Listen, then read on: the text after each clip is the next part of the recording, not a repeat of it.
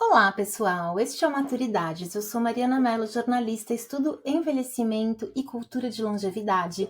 E hoje a gente tem aqui uma convidada incrível, muito especial, Fran Winandi. Ela é especialista em etarismo, vai conversar com a gente, autora deste livro aqui, que eu estou com a capa antiga, que tem uma capa nova. E eu quero que você curta, acompanhe e aprenda com a Fran. Ela vai falar sobre etarismo em todos os lugares. Espero que você goste. Fran, você é psicóloga com MBA em RH, mestrado em administração de empresas e especialização em diversidade etária.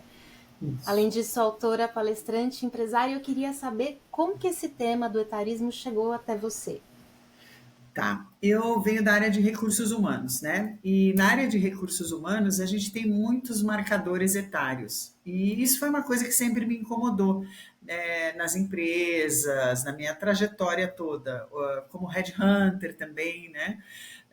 Mas era uma coisa assim que eu, por mais que eu questionasse ou que eu discutisse, por exemplo, com os meus clientes, né, por que que tem que ter essa faixa etária, né? Então, por exemplo, sei lá, um gerente de produto com experiência em biscoito com no máximo 32 anos, por exemplo, vinha um número assim do além, né? E eu falava, mas o que que a idade tem a ver, né? Por que que essa pessoa tem que ter no máximo tal idade? E aí eu ouvia respostas muito aleatórias também, né? Ah, porque é assim aqui na empresa, é assim, enfim. As pessoas também não têm uma resposta coerente para isso. E aí, quando eu fiz o meu mestrado e comecei a estudar diversidade, eu descobri que tinha um pilar etário da diversidade. E dentro desse pilar etário, tinha uma coisa chamada etarismo, né? Que é o preconceito de idade. Aí tudo começou a fazer sentido. Eu falei, nossa, é isso, né? Porque aí eu conseguia nomear aquilo que eu via acontecendo no meu dia a dia, no meu trabalho, na minha trajetória, até comigo mesma, né?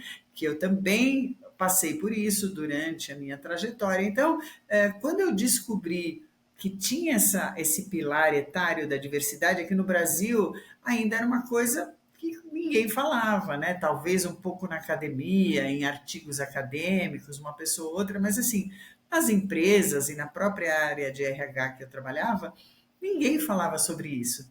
E aí eu comecei a estudar, me especializei, né? Virei pesquisadora, depois eu virei palestrante acadêmica, né? Comecei a participar de vários eventos acadêmicos para falar sobre essa questão. Aí eu decidi juntar esse tema com os meus temas de recursos humanos. Eu pensei, puxa vida, isso é uma coisa que a gente precisa trabalhar dentro das organizações, a gente precisa fazer alguma coisa, porque não é possível, né, que a gente continue com esse preconceito dentro das empresas. Isso faz muito mal para as empresas, para as pessoas. Então, foi por aí, foi assim que eu tive contato e que eu decidi, então, me especializar nesse assunto. Isso eu estou falando para você 2012, 2013, 2014, então você vê que já faz um tempinho. Ou seja, né, o assunto hoje ele ainda é, quando a gente sai dessa nossa bolha, né, ele ainda é um assunto que tem muita gente que nem sabe o que é etarismo. Sim, não, eu, Imagina em quando eu saio, 2012. sim, quando eu saio de férias, né? Sempre, né? Você chega num lugar, eu sou uma pessoa extrovertida e tal, então sempre eu acabo conversando com alguém, conhecendo pessoas, né? Então, por exemplo, eu estou numa pousadinha no Nordeste e a pessoa me fala, Fran, você trabalha? O que que você faz? Ah, eu trabalho com diversidade etária. Oi? Eu faço palestras sobre etarismo, faço consultoria em diversidade etária. O que é isso? Né? Normalmente, eu vou te dizer assim, quando isso acontece, sei lá, em 90% dos casos, a pessoa nunca ouviu falar no assunto. E é interessante porque no teu livro você fala ali que é um novo nome para um velho preconceito. E aí eu queria que você falasse sobre isso, né? O etarismo ele sempre existiu e agora ele tem esse nome. Como que você criou essa definição? Então, na verdade, foi interessante, porque eu comecei a estudar, como eu te falei, comecei a querer trazer esse tema para a área de RH, mas eu percebia que no meu entorno as pessoas nunca tinham ouvido falar. E aí, como eu escrevia muito artigo acadêmico, né, que são aqueles artigos mais rebuscados, que normalmente as pessoas não têm muita paciência para ler, eu falei, nossa, eu preciso colocar um pouco, escrever isso de um jeito que as pessoas normais possam pegar, né, e possam ler e entender, né? Principalmente as pessoas que estão dentro das empresas, os líderes, as pessoas de RH, até as pessoas de diversidade. E aí eu decidi escrever o livro. E aí, quando eu escrevi o livro, eu fiquei um tempão assim, ai, como que vai chamar esse livro? Etarismo? Se eu escrever, se chama etarismo, eu não vou vender nenhum, né? Porque ninguém vai saber o que, que é isso. Aí foi muito engraçado, porque eu tenho um amigo que ele é professor, doutor e tudo mais, e ele ia revisando para mim, né? Aquelas coisas do português, né? Então, cada capítulo eu punha um nome e tal. E um dos nomes, um dos capítulos chamava um velho nome para um novo nome para um velho preconceito. E aí ele falou, Fran, ele me mandou um WhatsApp, esse seria um nome maravilhoso para o seu livro, né? Então, foi graças ao Everaldo, eu posso citar ele aqui, que surgiu a ideia de colocar o nome do capítulo no livro, né? Porque realmente é um preconceito que existe há muito tempo, as pessoas têm, mas como eu não sabia nomear, as pessoas também não sabiam nomear, né? Porque o etarismo ele começa dentro da gente. Né? Eu brinco, as pessoas falam assim, como todo preconceito, a gente fala que a gente não tem, né? Não, eu não tenho, imagina, eu não tenho preconceito nenhum. Tá bom, então eu até brinquei lá no Maturifest com isso. Eu falei, ah, você não tem? Então tá bom. Vamos dizer, tá bom, você tem filhos? Tá, vamos dizer que você tem um filho aí de 27, 28 anos e ele começa a namorar uma mulher de 48, 50. Tudo bem para você? Né? E é muito engraçado porque todo mundo fica assim, chocado, né? É etarismo. Por que, né, o seu filho de 28 não pode namorar uma mulher de 50? Porque existe um preconceito. Esse preconceito ele está dentro da gente. Né? Fica uma coisa meio esquisita, né? A gente acha que uma pessoa tem que namorar com alguém da mesma faixa etária, né? E é interessante porque assim, quando é um homem, que namora uma mulher mais nova, ele é o bonzão, né? Ele é o cara top e tal. Ela é a interesseira, a mais nova que está com o homem mais velho, né? E quando é uma mulher mais velha com um homem mais novo, essa mulher é, né, estranha, né? Ela vai namorar só homem mais novo? O que que ela tá querendo? Ela, né, tá querendo alguma coisa, tá querendo sensualizar, né? E o homem mais novo tá querendo se aproveitar dela. Então, assim, as pessoas não conseguem enxergar muitas vezes que pode ser um relacionamento de paixão, de amor, com diferença etária, né? E assim acontece para um monte de outras coisas na vida da gente, né? Então você olha uma mulher idosa de biquíni na praia, né? Você julga, você ri, você faz uma piada, né? E várias outras coisas, né? Com as mulheres essa coisa acaba sendo até um pouco mais forte, né?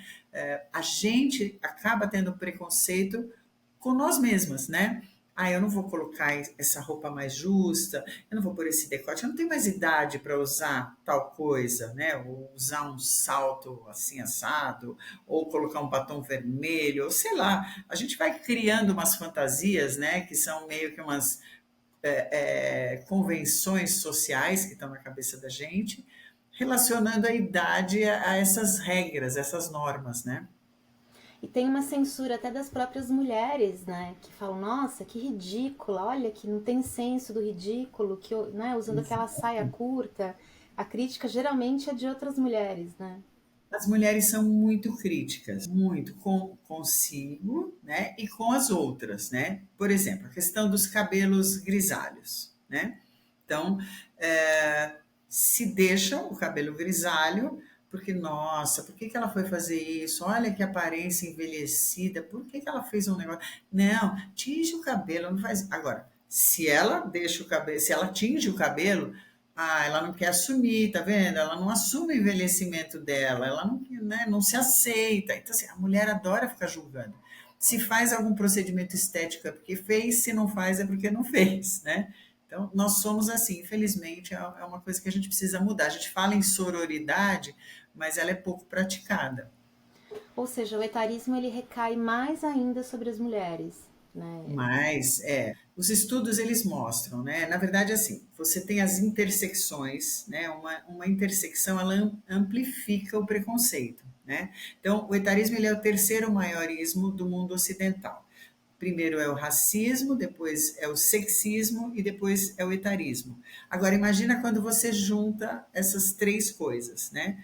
Então, uma mulher idosa, ela sofre mais preconceito. Agora, uma mulher idosa e preta, ela sofre muito mais preconceito, né?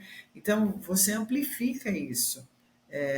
A interseccionalidade ela é muito mais do que só a soma dos preconceitos. Ô Fran, como é que vai ser isso num mundo que vai ter a maioria da população mais velha? O Brasil caminhando para ter a maioria. Como é que vai ser essa grande questão?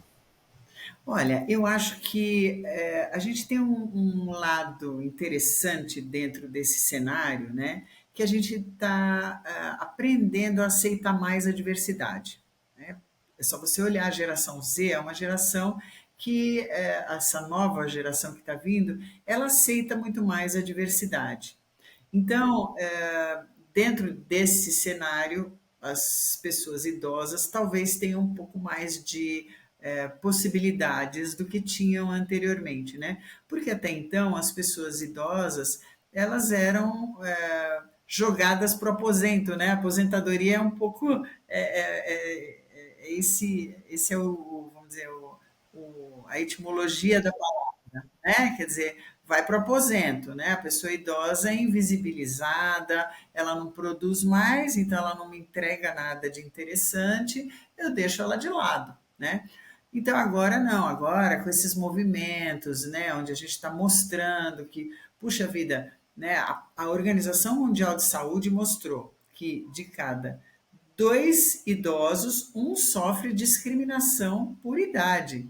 Né? Isso é uma coisa, um estudo muito recente, com 83 mil pessoas, não foi um estudo pequeno e global, então é uma questão global. Né? Por conta disso, a gente tem tido muita coisa na mídia, né? A gente tem as redes sociais, está todo mundo falando sobre isso e tal. Não sei se é todo mundo na minha bolha, mas eu ouço muito falar sobre isso. E eu acho que a gente começa, então, a abrir um pouco mais esse caminho para as pessoas mais velhas serem aceitas no mercado de trabalho, na sociedade como um todo. Né? Eu trabalho muito para isso, principalmente dentro das organizações. Ô Fran, você falou em visibilidade. É, Quando eu estudei gerontologia social, falava-se muito da importância das narrativas de maturidade. A Uhum. importância da gente ver, da gente ter contato, da gente enxergar a presença diversa em todos os lugares ali onde a gente pudesse estar. E no seu livro você faz uma divisão, né, de exemplos: etarismo na publicidade, na cultura, nos esportes, nas redes sociais e na moda. E eu queria muito te ouvir sobre um pouquinho de cada um deles. Tá. E se faz sentido para você essa questão da visibilidade. Não, faz muito, muito, muito, porque assim você tem que se sentir representado, né? Então vamos começar pela publicidade e propaganda, que eu até escrevi hoje, né? Postei hoje uma coisa no meu LinkedIn falando sobre isso, que está assim bombando, as pessoas estão comentando e tal, né? Porque eu mediei esse painel né, na Maturifest exatamente sobre a pesquisa da Almap BBPO, que fala sobre como os idosos não se sentem representados pela publicidade e propaganda. Né? Na minha opinião, é porque a gente não tem representatividade. Né? O que você tem nas áreas de marketing e nas agências de publicidade e propaganda? Você tem jovens, né? São muito jovens. Eu já fui contratado para fazer várias palestras de sensibilização exatamente por uma preocupação dos sócios de não ter essa empatia com esse cliente 50 a mais. Então, é lógico, eu tenho 19 e 20 anos. eu tenho que representar um idoso numa publicidade, ou eu vou colocar aquele velhinho de paraquedas, todo uau, né? Ou eu vou estereotipar, né? Ou eu coloco associado às suas vulnerabilidades, né? Uma coisa triste, uma coisa que não é bacana. Então, assim, é um pouco isso que a gente vê e é a grande reclamação do público 50 a mais de uma forma geral. Se você olhar, tem várias pesquisas que mostram que as pessoas acima de 50 anos não se sentem representadas pela publicidade e propaganda, né? E eu acho que o grande problema é esse. Para você ter uma ideia, eu fui uma vez numa agência de publicidade e propaganda que tinha uma pessoa que era 50 a mais. E era um homem, né? Ele falou: Fran, quando eu vou num cliente, empresa, eu tenho que ir todo descolado, colocar uma roupa toda descolada e tal, e tenho que levar, ele é sócio, mas eu tenho que levar alguém mais jovem da minha equipe, né, para contrabalancear, para mostrar que nós somos descolados, né, que não, nós não somos uma agência velha, né? E muitas vezes, sabe o que acontece? O meu cliente, que é uma pessoa jovem da área de marketing, de dentro de uma organização, ele presta atenção no meu funcionário, ele não está nem prestando atenção no que eu estou falando. Ele está olhando e prestando atenção no que aquele cara mais jovem da minha equipe está falando. Né? Como se ele falou, eu me sinto às vezes invisibilizado, indo no cliente. Olha que coisa mais louca, né? E acontece, porque existe esse preconceito. Então, por isso que eu acho que a gente tem que brigar muito para que não só dentro das agências a gente tenha pessoas mais velhas, mas também dentro das equipes de marketing das empresas. Porque senão essas equipes de marketing não vão contratar essas agências, porque elas vão achar que tem um ranço, né, de uma coisa velha, que não se atualiza, que não é bacana, que não vai conseguir conversar com o público que ele quer atingir. E, na verdade, quem é o público que você quer atingir? São todos, Sim. né? No jornalismo também é o mesmo problema, assim, as redações são cada vez mais jovens, e aí a gente vê, eu coleciono matérias com títulos, né, referentes a idosos, né, então você vê que quem idosa cai, não sei o quê, é sempre 60 colocar como, anos. ou colocar como um adjetivo, né, caiu porque é idosa, né, não, qualquer pessoa teria caído ali, né, É, idoso não é adjetivo. é. E a mesma coisa, também todas as pessoas mais velhas saíram, né? Uma profissão que Saíram e eles alegam que é por uma questão de remuneração. É a mesma alegação que você tem dentro das empresas, né? Lógico que você tem uma trajetória, você vem num crescente, espera-se que o seu salário também venha num crescente, né? Então chega um momento que o teu salário é mais alto do que uma pessoa que está começando, né? Então, o que a gente fala é exatamente isso, essa que é a riqueza de você ter pessoas mais jovens, pessoas mais velhas, pessoas com mais bagagem, mais repertório e pessoas com outras características, por exemplo, mais desenvoltura com tecnologia, né, que é o grande, né, porque as pessoas mais velhas têm dificuldade com tecnologia. Não é que a gente tem dificuldade, aí eu vou me colocar nesse lugar, né? É que simplesmente para mim a tecnologia é como quando eu aprendo uma segunda língua, né? Quando eu aprendo, sei lá, a falar inglês, ou quando se eu quiser aprender a falar alemão, eu tenho que colocar um esforço nisso, é uma coisa diferente, né? É diferente para alguém que já nasceu fazendo isso, ou como eu falo francês, eu sou bilíngue, porque na minha casa se falava francês, então é diferente para mim, é uma coisa fácil. Então é isso, né? Para um jovem, ele já nasceu com aquilo o tempo inteiro, então para ele é muito fácil lidar com a tecnologia. Então eu acho que assim é uma riqueza, né? Agora, coloca esse jovem para lidar com um cliente mal-humorado, que está tendo um chilique ou que tem um problemão, e uma pessoa mais velha para ajudar ele a resolver, sabe? Então eu acho que é isso, esses saberes juntos é que enriquecem a relação, né? Num cliente, numa empresa, né? Quando você me perguntou dos esportes, né? Nos esportes é a mesma coisa, né? No meu livro eu cito até uma entrevista que eu li do Fernando Alonso, né? O piloto, que ele tinha 42 anos e ele não aguentava mais ouvir da imprensa, da mídia, questionamentos sobre a idade dele, né? Ele tem 42 anos, ele tem, como se isso fosse uma coisa, ele tem que parar porque ele tem 42 anos, né, na época. Quer dizer, o que que ele mesmo falou, mas o que que minha idade tem a ver, né, com o meu potencial, minha capacidade, né, ou o que eu estou fazendo aqui? E o cara é bom pra caramba, né? E ele precisa ficar justificando uma coisa que não tem nada a ver, né? Mesma coisa técnicos de futebol, né? Que são direto, eles são xingados pelos torcedores, né? De velho gagá, velho babão, velho isso, velho aquilo, tá na hora de sair, coisa e tal, né? Alguns levam isso na brincadeira, né? E outros ficam magoados, né? Podem ficar até com depressão, sintomas depressivos e tal, e podem até ser afastados por conta disso, né? Porque pessoas que decidem podem achar que isso realmente faz sentido. É como nas empresas, de novo, né? Quando você fala, por exemplo, que nas empresas muitas pessoas com 50 anos já não conseguem voltar para as organizações, mas é interessante, né? Porque as empresas têm esse preconceito, não querem contratar pessoas acima de 50, mas quando contratam um consultor, por exemplo, eu tenho mais de 50, né? Por que que contratam o meu saber? Por que que acham que eu posso ir lá resolver um problema e tal, né? Eu sou 50 a mais, eu sou, na verdade, 60 a mais, né? E aí?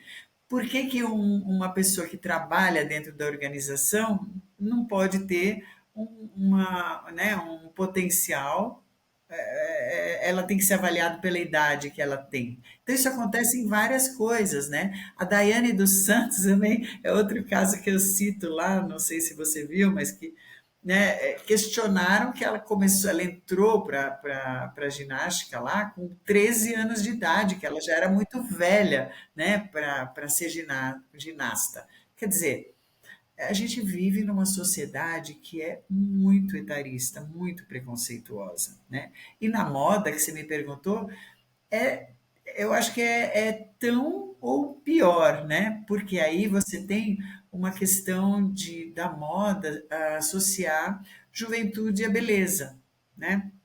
E aí, quando você olha para a moda, você olha para uma moda desenhada para uma mulher jovem, magra, dentro de padrões, né, até que sensualizam a mulher e tal. Então, é como se a mulher, primeiro, né, a mulher 50 a mais, fosse de um jeito, né? E aí, você que estudou isso, né, você sabe o quão heterogênea é a nossa velhice, né? O Brasil é gigante. Como que a gente pode representar a mulher 50 a mais numa persona? Não tem como, né? E a moda, ela pode ser uma coisa que te aprisiona, como ela pode ser uma coisa libertadora, né? Então é uma coisa bem complicada essa coisa da moda. Agora a gente começa a ver algumas modelos 50 a mais sendo contratadas, né? Como teve aí esse estardalhaço aí com essa modelo, essa atriz que foi contratada pela Zara, né? Também está bombando nas redes. Tem muita gente criticando, só porque ela é atriz, mas de qualquer jeito continua sendo uma moda para mulheres magras e mulheres assim assado, né? Crítica sempre vai ter, né? Eu acho bacana que estão abrindo espaço para trazer mulheres diferentes e mulheres maduras no mundo da moda, né? E eu acho que é importante a gente começar a se ver em vários formatos, em vários lugares, essa representatividade que você comentou, né? Fran, por que que de onde que nasce essa história das faixas etárias, né? Por que que existe essa classificação? Você acredita em gerações, divisão por gerações? Você acha que em algum momento isso vai deixar de existir? Já fez sentido e talvez não faça mais? Então, olha, eu acho que em alguns momentos faz, em outros não, né? Quando você aprisiona e você quer colocar todo mundo dentro da mesma caixa, não faz, lógico, né?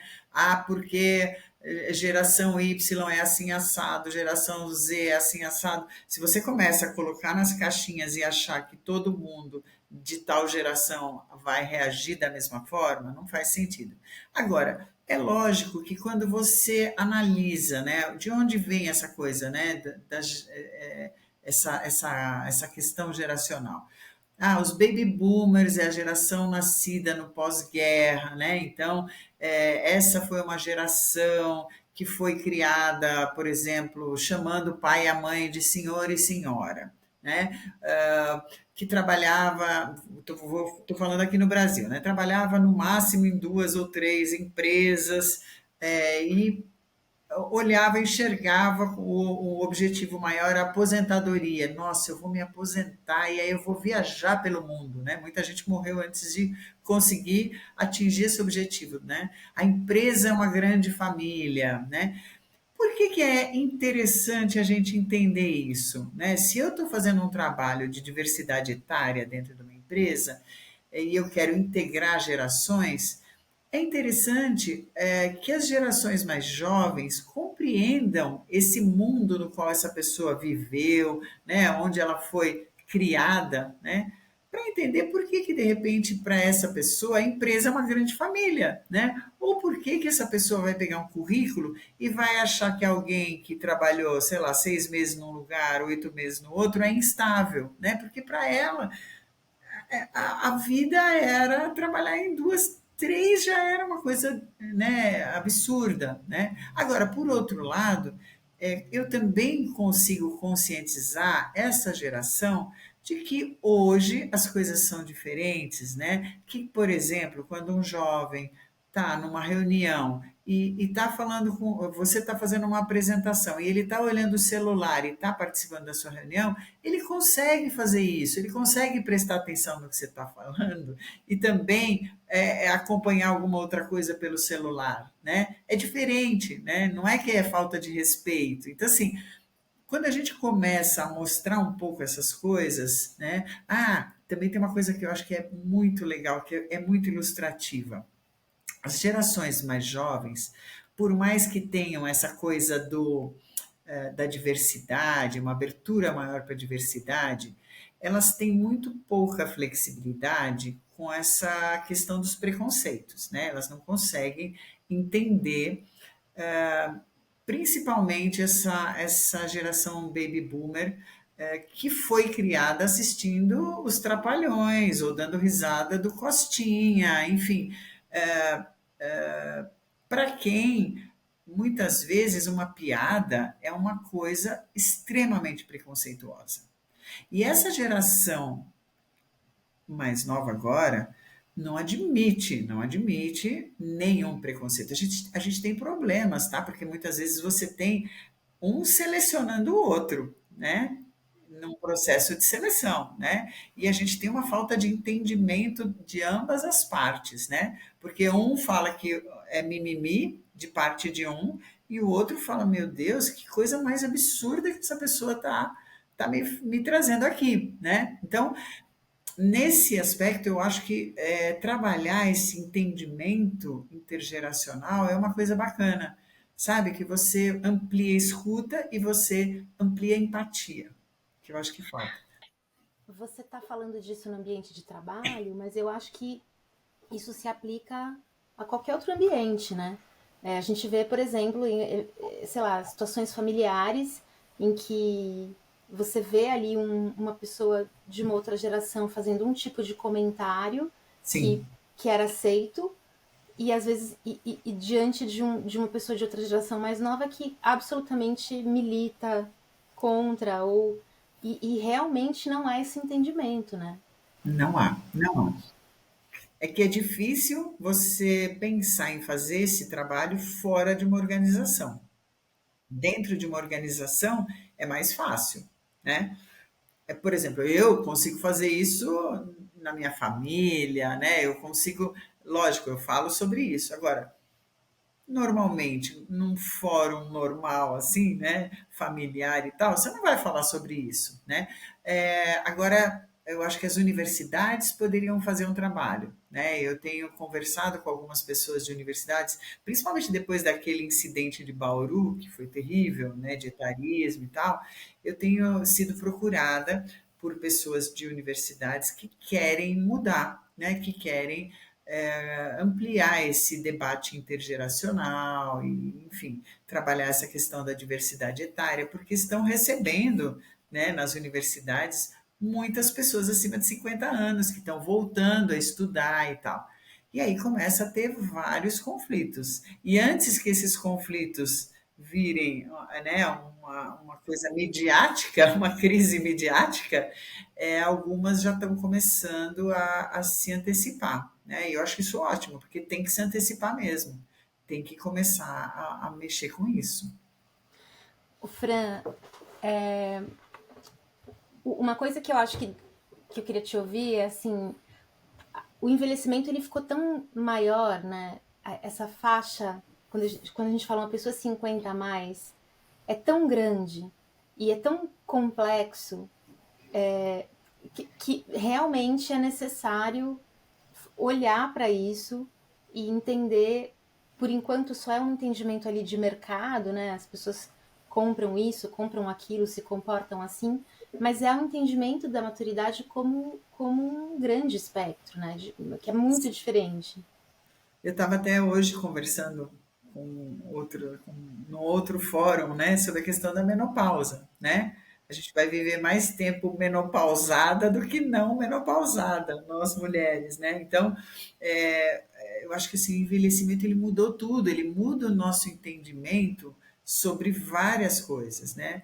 Porque assim, no Brasil, vamos lá, com 60 anos a pessoa é idosa, né? Considerando, tudo bem, a gente tem uma expectativa de vida aí de 76, eu não sei, acho que é 76 ponto qualquer coisa, né? Mas aí você está falando numa média, né? Uma expectativa é uma média. Então, tanto a pessoa que não tem saneamento básico como a pessoa que tem um personal trainer. E isso junta tudo, né? Divide por dois, você tem uma média. Só que se você olhar, né, na sua bolha, no seu entorno, você já tem pessoas com 90, né? A gente já tem muitos centenários, né? Começa a se discutir essa coisa de, puxa, nós vamos viver até os 100, nós vamos viver até os 100, e sei lá, minha mãe tem 94, né? Sei lá, até quantos anos a gente vai viver, né? Então, o nosso envelhecimento é dos 60 aos 70, aos 80, aos 90, aos 100, 110, né? 120, sei lá, até. Quer dizer, nós vamos viver mais tempo velho do que nas outras fases da vida, né? Eu acho que nós vamos ter que fatiar isso. Não dá para você comparar, né? Por exemplo, quando você fala em tecnologia, né? Eu sou da faixa próxima aos 60. Eu não tenho dificuldade com tecnologia, né? Eu tive que colocar as minhas aulas online, que eu dou na pós-graduação, eu tenho que fazer apresentações e coisa e tal. Assim, eu aprendo, eu vou lá, pesquiso, eu estou no TikTok, né? Faço meus vídeos e o que eu não sei eu vejo algum tutorial e tudo bem, eu aprendo, não sei programar, mas assim, né? O que eu tenho que mexer, eu mexo. Quem tem 70 também está se virando bem. Quem tem mais de 80 já tem dificuldades, né? Então, só que você vai num restaurante, o cardápio é QR Code, né? Você vai, sei lá, fazer qualquer coisa, você tem que usar o aplicativo hoje. Ah, tudo é aplicativo, você tem que baixar aplicativo para qualquer coisa que você queira fazer. E aí você começa a excluir o idoso, né? A tecnologia que tinha que ser uma coisa para incluir as pessoas, ela está excluindo os idosos dessa faixa. E eu acho isso muito triste. Né? É uma coisa que a gente deveria discutir mais e pensar o que, que a gente poderia fazer. Tudo bem, nós vamos ensinar, tá bom, você pode até querer ensinar, mas muitas dessas pessoas não estão nem afim de aprender isso. E não Né? são obrigadas, né? São obrigadas, exato. Teria que ter outras possibilidades. Né? Eu fui fazer uma palestra para um pessoal 80 a mais há um tempo atrás. Foi super legal, assim, porque o interesse, sabe, de querer, foi sobre etarismo, foi sobre preconceito. E o que eles me trouxeram, a riqueza que foi aquilo, porque eles se sentem muito visados, né? Preconceito com tudo, né? Seja em casa, né? Que quando a família vai, que as pessoas não dão bola, que não conversam, né? Seja quando, sei lá, vai no banco, ou quando tem que ir num restaurante ou não consegue enxergar o cardápio, quando tem um cardápio e não é QR Code, ou quando, sei lá, pega uma embalagem e não consegue ler, né? Ou quando vai pegar um produto que está num lugar que não consegue alcançar. Então, assim, tem várias coisas, sabe? E se olha, fala, nossa, né? E uma dessas pessoas até falou assim, Fran, eu consegui acumular bens e, enfim, tenho uma condição financeira muito boa. E aí, eu queria fazer algumas aplicações, fazer alguma coisa diferente aí com uma parte do meu dinheiro. E eu liguei para a gerente, para a minha gerente, gerente da minha conta, e ela falou: Olha, isso só através do aplicativo. Eu falei: Tudo bem, então eu estou indo para outro banco. Não vou baixar aplicativo de banco. Eu falei: ou ele falou assim: ou a senhora vem aqui e me explica e a gente faz isso junto, ou eu vou até aí e a gente faz isso junto, ou eu vou em outra instituição que aceite o meu dinheiro. Olha que coisa absurda. Quer dizer, é a exclusão do idoso. O Fran, é interessante isso que você está dizendo, porque acompanhando o movimento, eu fico achando que a virada da história toda, do etarismo, vai acabar sendo pela via econômica, que é as pessoas mais velhas vão ser as pessoas que vão ter dinheiro, isso já aponta, né? Se você for olhar renda, poder de compra, poder de influência, capacidade de decisão, vai acabar sendo por aí e não por uma conscientização que deveria existir. Ou seja, ou você tem que agradar as pessoas mais velhas direito, porque senão você vai estar fora. É quem vai ter dinheiro para viajar, para comprar casa, para comprar carro. Você imagina, né? É quem vai de fato ter o poder ali. E é o que os números todos indicam.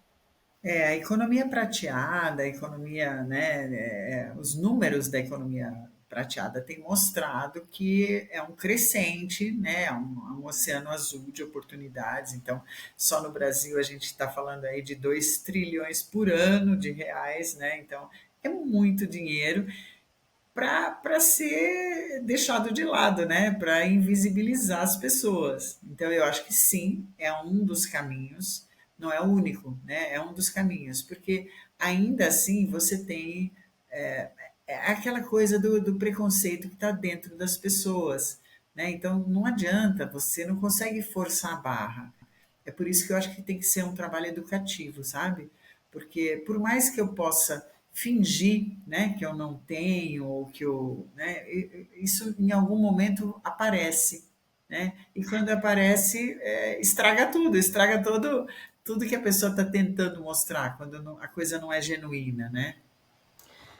Fran, se a gente pudesse desenhar um cenário ideal se você pudesse ter a fórmula ou desenhar tudo que precisaria ser feito para que o etarismo acabasse ou se minimizasse. Por exemplo, eu acho que a representação na comunicação é importantíssima, tem um papel gigante, assim como marcas também, marcas se posicionando, assim como já se posicionaram em outras questões. O que você acha que tem que acontecer para mudar esse ponteiro da situação em que a gente está hoje para a gente evoluir? Eu acho que, assim, isso que você está falando, para mim, é uma utopia, né? Sim, Mas sim. vamos lá, vamos pensar numa situação ideal, né? Eu acho que tem que ter esforços conjuntos, né? De governo, de empresas, de sociedade, em seus vários âmbitos aí. Então, por exemplo, vamos lá. Para uma empresa abrir suas portas para pessoas acima de 50, 60 anos, ela poderia ter incentivos. Eu nem falo de cota, porque eu acho que cota você cria antipatia, né? Mas incentivos, né? É simples. Para você contratar um aposentado, você paga hoje os mesmos encargos que para você contratar alguém que não é aposentado. Isso está errado. Então já começa daí, né? Se você tivesse incentivos legais, as empresas tivessem incentivos legais, eu tenho certeza que, pelo menos assim, quando você fala de média empresa, média e pequena empresa, você já teria aí, né? Porque a gente está falando, não sei se você viu uma matéria que eu até postei também recentemente, que somente de 3 a 5% das pessoas acima de 50 anos no Brasil estão empregadas dentro de empresas. A gente está falando aí de 55 milhões de pessoas, a população acima de 50 anos, e somente de 3 a 5% estão empregadas em empresas. Ou seja, o resto das que estão trabalhando estão no mercado informal. Por quê? Por conta do preconceito. As empresas não abrem suas portas. O que poderia fazer as empresas abrirem as portas? Um, incentivos, né? Porque não adianta, você tem que falar com o bolso, né? Dois, quando você fala em ESG, né, você tem o S, aquele S são as pessoas, então você está falando de todos os stakeholders da organização, né? Clientes, funcionários, fornecedores, você está falando de tudo, né? E eu acho que não tem uma coerência, né? Eu acho que os clientes deveriam exigir coerência, né? Eu, como fornecedora, já exijo, né? Porque eu como fornecedora, muitas vezes, eu tenho empresas que me pedem coisas que não são coerentes com o ESG, né? Na sua forma de pagar, na sua forma de, sei lá, de se relacionar comigo, sabe? E como eu agora sou certificada também no S do ESG, eu estou muito atenta a essas questões, sabe? E aí eu não deixo barato não, sabe? Eu, como consumidora e como fornecedora, eu vou procurar quem é o CEO dessa empresa e eu vou lá e falo o que eu penso. Não, eu não preciso expor ninguém, sabe? Mas eu tenho que falar, olha, no teu site está dizendo pá, pá, pá.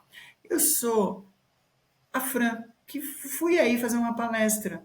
E a sua empresa está dificultando tanto para pagar os meus honorários, ela já pede 3 meses para pagar meus honorários. Eu dependo disso. Eu sou uma. Tua empresa tem 15 mil funcionários só no Brasil. Né? Então, assim, eu acho que a gente tem que começar, sabe, a mostrar. Vocês falam de ESG, olha o que vocês estão fazendo. Isso não é coerente, né? Então, assim, eu acho que a gente tem que apontar, sabe, essas coisas que acontecem enquanto sociedade. E aí, em tudo, em tudo. A gente. É por isso que eu adoro quando falar que os jovens são cheios de mimimi e tal. Eu também sou, sabe? Porque, não sei se é porque eu circulo nesse meio, eu vejo essas coisas, né? E, óbvio, eu tenho que tomar cuidado, porque são meus clientes, eu não quero que eles me vejam como, militante, ativista, que vai causar problema. Eu não vou causar problema, mas eu acho que tem que ter coerência. Eu tenho que ter coerência entre o que eu falo e o que eu faço, e os meus clientes também têm que ter, né? Acho que as pessoas têm que ter, e eu acho que é isso que a gente tem que exigir. E para a gente caminhar, né, para uma melhora, isso tem que acontecer em tudo, na imprensa, por exemplo. Eu não aguento quando eu vejo aquelas matérias assim, por exemplo, Mariana Mello, vírgula, tantos anos. O que me interessa saber quantos anos você tem? Sabe? Não interessa para ninguém isso. Né? Se interessar, vai lá na Wikipedia lá, vai ver a idade da pessoa se isso é um fator relevante para você. Né? Porque enquanto a gente ficar apontando a idade das pessoas, isso vai ser alguma coisa que vai ser um diferencial e não vai ser para uma coisa boa. Né? A gente vê muito algumas pessoas, algumas atrizes, né? Andréa Beltrão, por exemplo, que tá sempre na praia.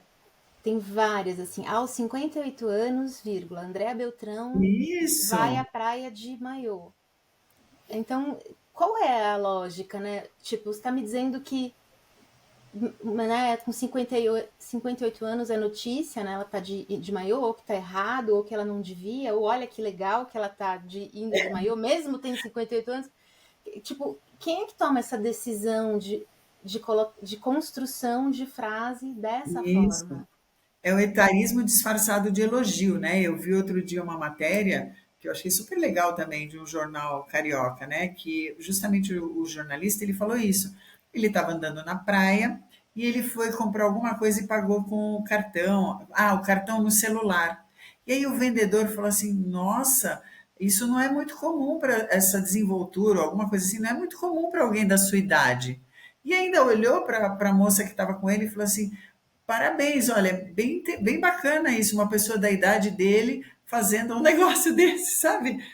Quer dizer, vendedor ambulante da praia, achando, né, que uma pessoa mais velha não tem condições de lidar com uma tecnologia de ter um cartão no celular, né? Você vê como está arraigado na nossa cultura, né? Ô Fran, quais são os mini etarismos que a gente comete no dia a dia,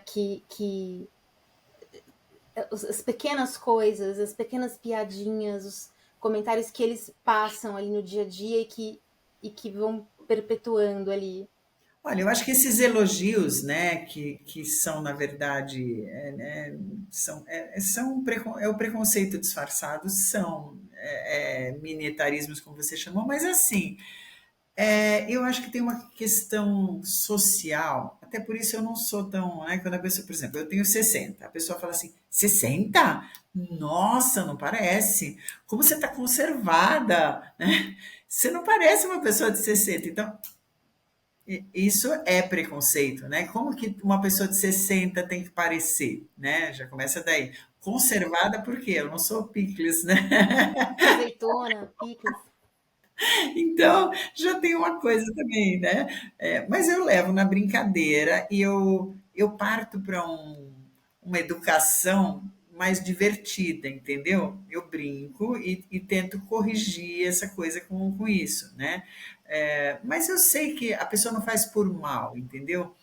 Então é uma coisa cultural, né? Disso, da gente ter uma sociedade jovem cêntrica, né? Onde você elogiar a pessoa, dizer que ela não parece ter a idade que ela tem, é uma coisa bacana, né? E assim, e a pessoa que parece a idade que tem, e aí, você vai falar o quê, né? É Então, que é uma cultura em que envelhecer é feio, é um isso, descuido. Nossa, envelheceu mal, né? é Conhece relaxo. como você quiser, né? O envelhecimento ele é individual. Você pode ser do jeito que você quiser, mas tem sim apesar da idade, fulana tá bem, né? Isso. Não é engraçado? Eu saí uma vez numa matéria do Estadão que ia ter uma feira que é sobre saúde sexual da mulher madura, alguma coisa assim. A feira era de sex toys, sei lá, e eu fui entrevistada para falar sobre saúde sexual da mulher madura. Você não tem ideia das brincadeiras que eu sofri depois por parte das pessoas que eu conheço, entendeu? Eu 60 anos de idade, casada, sabe? Então tem vários pesos aí, né? Quer dizer, a pessoa, né, mulher, independente, falando sobre um assunto relacionado à questão sexual, de saúde sexual da mulher madura, como assim, né? É muito engraçado. Então, assim, como se a mulher mais velha, ela tivesse que ficar nesse lugar invisível, né? Nesse lugar que ela não tem vida sexual, ela não tem, né? É uma coisa, ela não namora, nada, né? É bem interessante isso. Até expressões, né? Aquela velha safada, velho Isso, safado. Meu, o cara tem tesão também. Que exatamente. safado, né? Que, tipo, parte de uma idade ali que. E fica uma coisa assim, a pessoa, como é que é? Eu sempre vejo umas matérias assim, como é que é? Pessoas maduras descobrem os aplicativos, né? Que mais? Eu vejo umas matérias assim, eu acho muito engraçado, porque assim, isso mostra como não é uma coisa comum ainda, sabe? Do mesmo jeito que não é comum você ver modelos maduras, né? Em capas de revista e tal, quando aparece uma ou uma numa campanha, uau, né? É a mesma coisa quando se toca nesses assuntos, né? Então, de mulheres, de mulheres em aplicativos, esse tipo de coisa, né? Então, são temas tabus, né? Então, a mulher direita, a mulher mais velha, ela tem que ser séria, né? Séria significa que ela tem que ficar no aposento. Mas, Fran, algumas mudanças super importantes, elas são recentíssimas, né? Assim, eu São. fui adolescente na época da revista Capricho, em que, assim, tenho 43.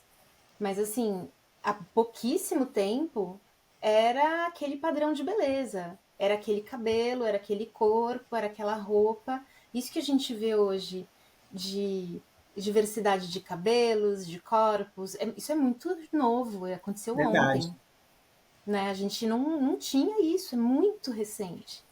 Então eu imagino que com a questão. A minha esperança é que eu acho que hoje as coisas não levam mais 20 anos para mudar. Não, é muito rápido. Agora os ciclos são muito mais rápidos, né? E é por isso, essa coisa da geração, né? Aquela pergunta que você me fez, eu acho que tem a ver com isso também. Antes você tinha um período de tempo muito grande, né? Entre uma geração e outra. Agora a coisa está indo muito rápido, então você vai ter um encurtamento dessas fases, né? Maravilhoso. Fran, nosso tempo está acabando. Passou muito rápido. Eu ficaria aqui horas conversando com você. Foi a primeira de muitas, espero, aqui no Maturidades. E eu queria que você falasse como que as pessoas te acham, se conectam, empresas, onde que você está, como faz para conectar com você. Legal. Bom, eu tenho um blog, o etarismo.com.br, que é onde eu coloco várias coisas, vários artigos. Quando eu tenho tempo, eu escrevo, ou eu coloco alguma coisa ali, as minhas entrevistas também. Eu